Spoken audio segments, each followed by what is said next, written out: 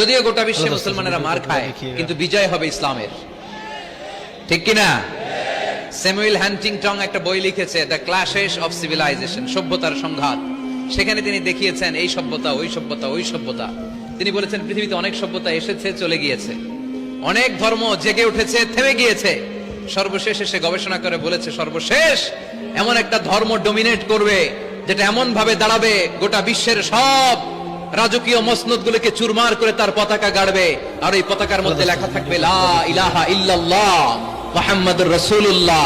এই ইসলামের বিজয়, এটাকে আর কেউ থামায় রাখতে পারবে না। জোরে কোন ঠিক কিনা? গোটা বিশ্বে সবচেয়ে বেশি নির্যাতিত মুসলমানেরা, ঠিক কিনা? কাশ্মীরে মাইর খায় কে? মুসলমান। ফিলিস্তিনে মাইর খায়, ইরাকে মার খায়, তারপরে মায়ানমারে মার খায়, বাংলাদেশেও মার খায়, চীনের উইঘরে মার খায়। গোটা বিশ্বে মুসলমানেরা মার খায়, কিন্তু সব ধর্মের লোকেরা তাদের ধর্ম রেখে দিয়ে